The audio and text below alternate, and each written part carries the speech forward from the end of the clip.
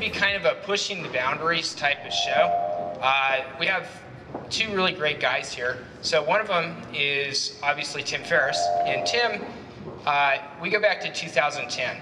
My background is I founded a consumer business, became the consumer side of WebMD in the 90s, and I was thinking about doing this business in 2009, 2010. And what I really wanted to do is break down the barriers that prohibited us from measuring ourselves in a sophisticated way. I thought, why should it be that high-end movie stars, executives at Exxon get to do the $20,000 panels, and they're expensive because only 1,000 people a year run them, so the labs can't invest in volume. Let's break it open. Let's democratize access to this stuff and make us all have the same access as a famous movie star executive would have. So I wanted to see what kind of markers were out there. So I asked a bunch of friends, all right, which ones should I be measuring that my doctor won't tell me about or doesn't know about or my plan won't pay for? So I had this list of about 150 biomarkers. Now contrast that, your average physical is about 12 markers, right? So I had my list, have a lot of friends who are deeply scientific and know all this stuff. I went to try to buy it. My doctor said, I'm not gonna buy it for you. I was completely shocked. I said, why not? He said, well, I don't think you need to see this stuff.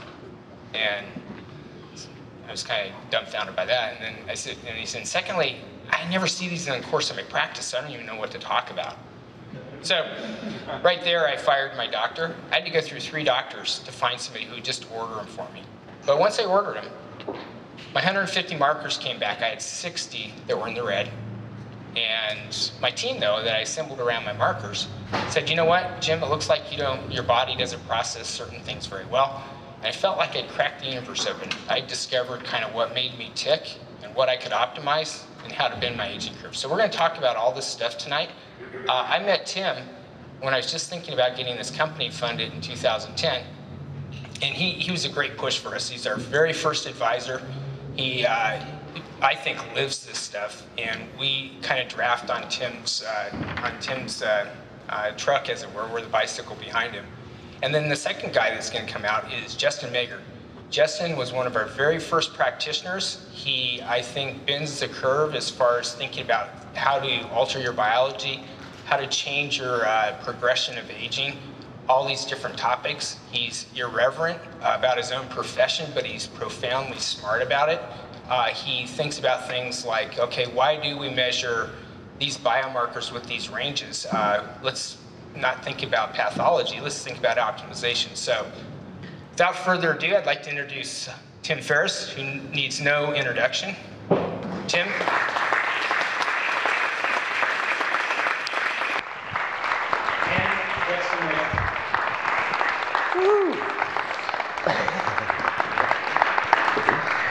So the format tonight is we'll do this as a fireside chat. I have some questions, but I'm just going to kind of let Tim and Justin go off and here's first. This was questions everything. So the theme I'm going to start out with is ask Tim for permission on this. You're 35, so let's say we're out here 20 years from now. Yeah. I'll be 71, and Tim will be 55, and Tim looks just like this. And you're astounded. Tim, this is fantastic. How did you do it? So we'll go from there. All right, starting with the meat. So first I want to just get a quick poll. I'm going to ask you to choose one or the other. So how many people here are primarily interested this evening in maximal physical and mental performance and sort of in the here and now versus longevity? Okay, so maximal performance, longevity. Okay. Ended up with a pretty even split. 60-40. All right. So I would say that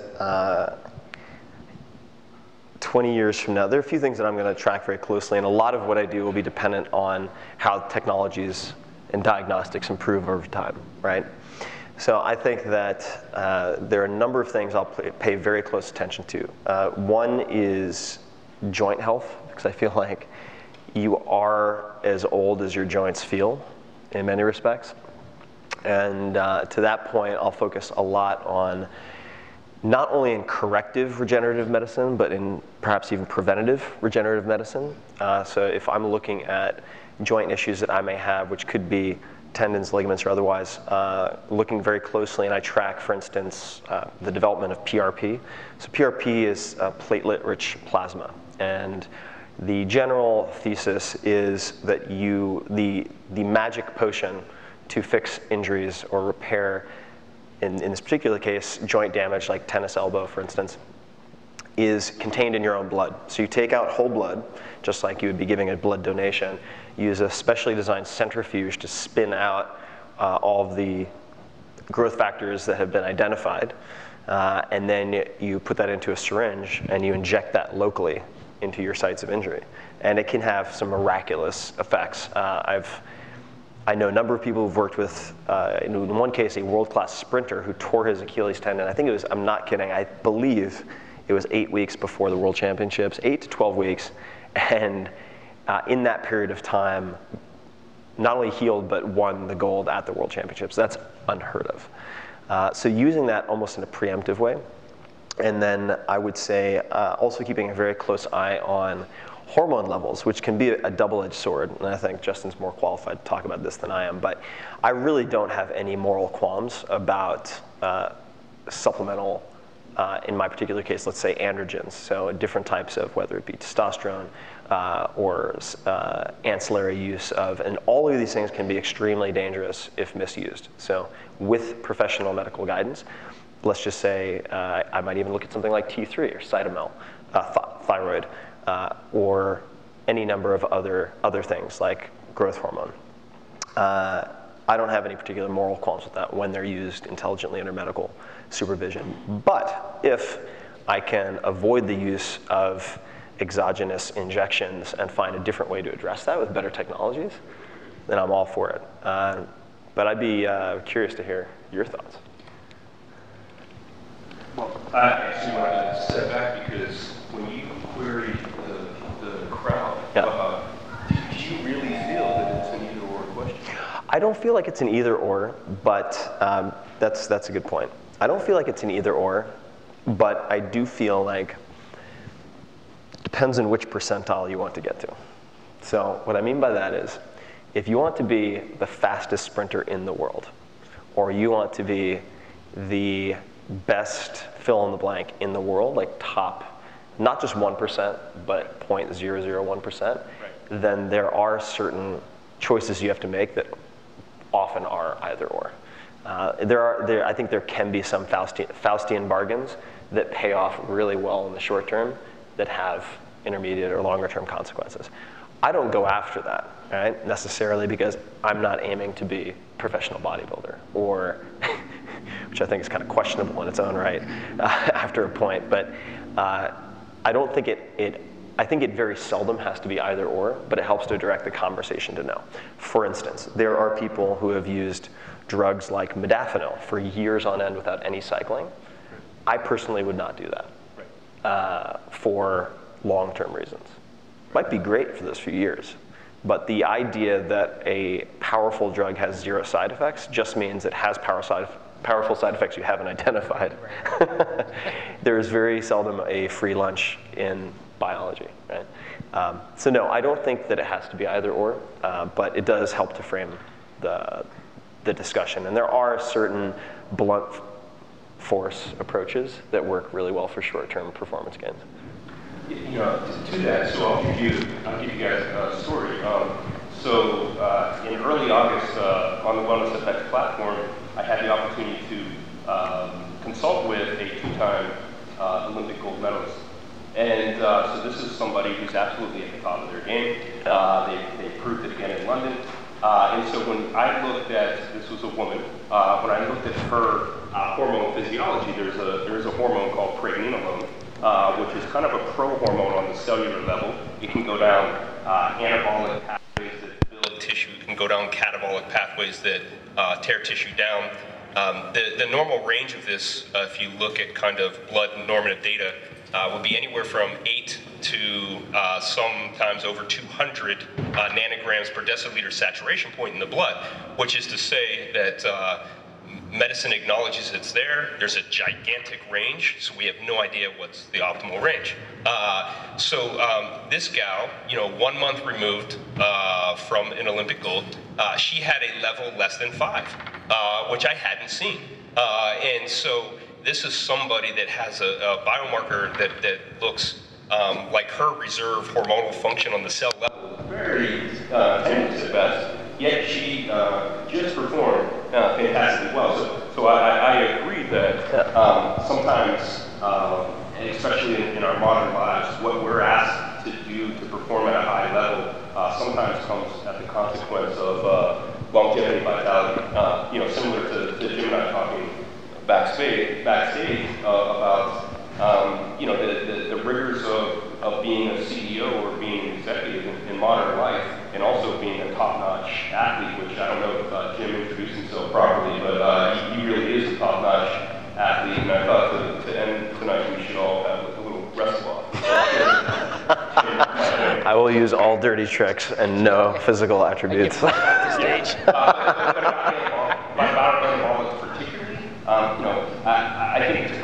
think it's a great question, because I think that in modern life we have a lot of catabolic stress, a lot of stress that breaks down tissues, and I think that's part of what's accelerating the aging process inappropriately. To push back on that is something that I think is your right as an individual to explore during this life, and yes, you can do it intelligently or not. Yeah, and I just want to add a couple things. I like to track at the very least every 3 months. And I look at it just like I would look at maintenance on anything, car or otherwise, yet it's the most important thing to monitor, of course. So for longevity, a lot of my view of longevity and performance optimization is waiting for better technology to come, right? So I'm like, okay, I believe that in the next few years, I'll have access to printing, let's just say, healthy liver tissue, something like that. I'm pretty confident that's coming. The brain, I've seen a synthetic lung tissue like respirating. It's crazy, and there's a lot of cool stuff coming. But the brain is really, really difficult to replicate, and to that end, a lot of my focus, both on maximal physical output, right? Just like sprint speed, for instance. Acetylcholinesterase, or things that affect acetylcholine, can be very powerful for muscular contraction. At the same time, getting a better understanding of the brain and realizing, okay, if I have Alzheimer's and Parkinson's on both sides of my family, there are quite a few things that I might want to look at in terms of cheap interventions or habits that could extend the health of my brain until we get to a point where I can be like, yeah, let's do a hot swap on my brain. I'm feeling kind of tired. Creatine monohydrate has been shown to be very promising, as low as 5 grams a day. So that, for me, is cheap insurance. Also improves my deadlift and other things that are fun to do just on a weekly basis to make me feel good about myself. And things such as coconut oil. I know you know quite a bit about coconut oil. And saturated fats and MCT, medium chain triglycerides in coconut oil, are also very interesting. Then you have behavioral habits that I find extremely fascinating. So most people here have probably read about, let's just say, caloric restriction and its effect on lifespan, at least in certain species within the lab. So you'll have life extension effects of maintaining a sub-maintenance caloric load, which is a pretty miserable way to go throughout life, generally speaking. Like your testosterone drops, your hair falls out. Like it's not a good. Yeah, exactly. You may not live forever, but it'll definitely feel like it. And so I wanted to look at, if you look at the underpinning science behind a lot of that, or at least what's cited as support, it has a lot to do with cellular cleaning processes. I think it's autophagy. I've never known how to pronounce that because I always read it and I never say it. But you can trigger these types of responses in the body not by starving yourself continually, but by removing, say, one essential amino acid for 24 to 36 hours to 48 hours. So this is something called protein cycling. And there's a guy named Dr. Mignery, M-I-G-N-E-R-Y, who wrote an entire book and put it online for free. You can download it. So rather than, and it takes effect very, very quickly. So for instance, some of you may know that I follow a diet called the slow carb diet. I have for more than a decade now, or close to it at least. And I'll behave myself for 6 days, and then I have my binge day or my cheat day where I go nuts and eat chocolate croissants and pizza and all the stuff that I like to eat. And so very often, I will, after an early dinner on Friday or Thursday, I will go through 18 to 24 hours of protein cycling, where I'll eat effectively a vegetarian diet, even with like sourdough bread and stuff. That ends up on my cheat day. So I'm removing, I want to say lysine or leucine, but one of the essential amino acids that is often neglected in vegetarian diets. I will deliberately remove that so that my body starts to remove some of this intracellular junk. So the underpinning behaviors based on intelligent tracking are step number one. And that's the foundation upon which everything else depends. But am I averse to taking more aggressive steps if needed, or just if I want to screw around with my biology to do fun things? No, not really. As long as you track. And just, sorry, now you got me all fired up. So the problem with most tracking is twofold. It's done extremely infrequently, so you're doing an annual checkup with the doctor and you get some awkward like scanned document at best that doesn't trend, okay? So you're not trending effectively, number one. Number two, it's like taking a photograph of a soccer ball in a fast-moving match and trying to figure out what's happening. It's not giving you the information you need. So even if you were to do primitive tests more frequently, as long as the errors that are involved in those tests are consistent, you're going to have better data to act on. And the other point I would make is that you should never make big decisions based on one blood test, okay? Because you have to, and this applies to anything, whether it's WellnessFX or any other type of testing that you're going to do. To be a good self-experimenter and self-tracker, you have to practice good science. That means controlling your variables. So for instance, I've seen this with friends of mine who have flipped out and then had, unfortunately, I'm not going to say negligent, but perhaps just extremely overtaxed doctors prescribe all sorts of drugs and interventions based on one test, where they will, let's say, do one blood test on a Friday morning, because it's convenient, right? For whatever reason, they do it on a Friday morning, and then the next time they do a blood test, they do it on a Monday morning after a weekend of heavy drinking, and the doctor's like, oh man, we got a problem here. And then all these decisions are made without taking into account that difference in timing, right? If you do a testosterone test at 8 a.m.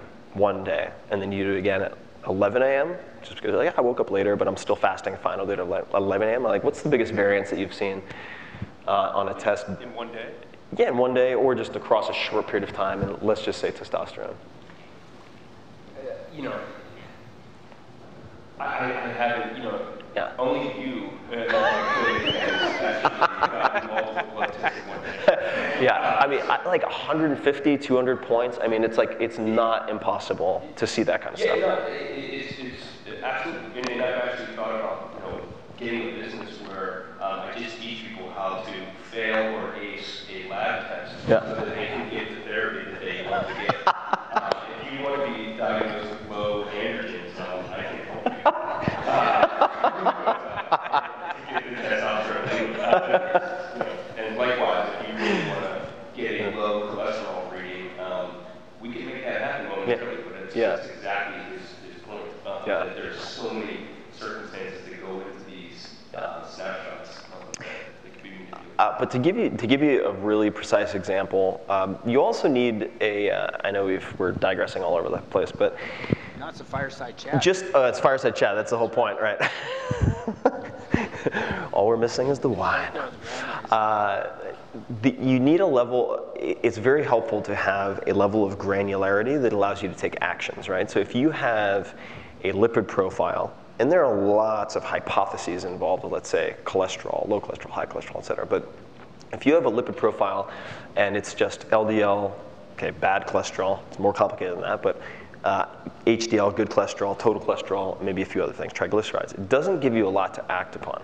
Whereas when, I remember, this is a very specific example, when I did one of the first tests through WellnessFX, broke things down by fatty acid. And I saw I was really low in something called myristic acid, MYRISTIC, and I was like, what the hell is myristic acid? And so I did one of my favorite method for becoming a hypochondriac, which is going onto Google, and so typed in like myristic acid. So it turns out it's really common in sperm whale oil, so apparently hadn't been eating my sperm whale oil, and also very common in coconut oil. So leaving aside for the time being like why I was low in myristic acid, decided to experiment with just having a tablespoon or two of coconut oil in the morning, like not cooking with it, nothing, just like the lazy bachelor approach to just like downing a couple of spoonfuls of coconut oil. And within a few days, the onset was very, very fast. I was able to skip my morning cup of coffee at the time. And I was just like, wow. And you only get that type of actionable item that you can test with a level of detail that allows you to target that specifically, which I thought was pretty rad. So what about you? I want to hear from you. Since how many? Oh, I don't need 3 mics. How many handstand push-ups can you do right now? With wall support. In 2 minutes, 51. Okay. How old are you? I'm 51. Woohoo! So this is why I don't want to wrestle this guy at the end of this. Jesus, asteroid. You know what's interesting for me too is I feel like we're a little bit lunatics escaping from the kind of medical asylum. Yeah. So some of the things which I think you're a huge pioneer on was this idea that, okay, we don't have to accept these just basic 12 markers. Yep. Or let's wait around until something goes really, really wrong. Yeah. So the whole idea of bending your aging curve. And then some of the research that's actually kicked off from the 2010 Yep. that we're doing internally, which I find really fascinating, Justin's a big part of it, is why do we accept the cutoffs on diagnostics that we have? And is there maybe a fourth cutoff? Is there kind of high risk, medium risk, low risk, Yeah. red, yellow, green? Is there darker green? Yeah. And is there a different cutoff for every marker? Yeah. So we started examining all of this, and it's still going on. And we found out the science on cutoffs and why they're picked is incredibly arbitrary. Yeah. So well, not only that, but it depends on the lab that you go to, right? It does. And the chief science officer, if he feels good that day. Yeah. So what are you? I mean, you're in incredible physical shape for anyone, let alone age. And so I'd love to know, because we've chatted about this off stage before, but what are some of the markers that you pay attention to in lieu of others that might be more conventionally paid attention to? I know we chatted about this a bit. So I'm huge on looking at inflammation. To me, there's a couple of things you need to do. You need to make sure that you're not congested and that you don't have inflammation going on in your body. So picking up the inflammation markers, the homocysteine, CRP, LPA, all those things, they're huge because it indicates something's wrong inside. Yep. And the older you get, the less able you are to control inflammation. The other thing I think is really interesting, so one of our partners is the James Watson lab, and there's a scientist. This is Watson, as in Watson. Co-discoverer of DNA? Yes. The double helix? Yep. He's still running around. And you know, interesting side story. We were out there in 2011, we were talking to him, and he decided to finally go out and just get a comprehensive set of labs done. And we asked him, I said, did you learn anything? He said, you know, for 45 years I've gone to scientific conferences and dinners, and I've always barely been able to stay awake. And I always eat the lasagna. Yeah. And he ran these tests on himself nutritionally, and he discovered James Watson is lactose intolerant and he has a gluten problem. Yeah. So eating lasagna is not great. So it wasn't just the conversation. No, or the papers, right? So he, I said, what'd you do? And he goes, well, I actually started taking kind of high quality lean meats, lots of veggies. I'd stay away from dairy and gluten. And I actually was like mentally alert at these dinners. And He said, I'm just completely excited by this Yeah. because the whole breakthrough that's going on right now is this universe of biomarkers is expanding Yep. exponentially. Mm-hmm. And yet there's this idea that you can program them with inputs. Yep. And so that's also starting to just be scratched, the surface, Mm-hmm. as well as just the cutoff. So to me, that's the exciting part. And so I look at inflammation, and I'm always looking around for new inflammatory markers. I also am really aware of what things in my body are really inefficient. So I have a gene variant that doesn't process B vitamins very efficiently. Is this the MTHFR? Yeah. So since we're all among friends, so the MTHFR gene is referred to among some coaches as the motherfucker gene because of the spelling, number one, but also because of this problem. Yeah. And it can really screw up their athletes' recovery, among other things. So I have the worst variety of it. I literally have to take 10 times the amount of B complex and folic acid just to keep my homocysteine below a 9. And the only way I found that out is I bombarded myself. It wouldn't move. I'd move it up a level. And then I had a compounded variety from Justin. It was more bioavailable. So finally I was able to titrate myself up and knock that one down. So it's, the other thing I'd say is these markers are interrelated and it's trial and error. But the fantastic thing is the body's still being plastic, right? I mean, you literally turn your blood cells over every 100 days. So you can try something, retest, and 100 days later, you can see if that nutrient or that intervention move that. And then you almost have this checklist approach, which, you know, you've kind of done that, right? You've always got a couple projects going on biologically. And once you put those to bed, you say, all right, I know how all that stuff works.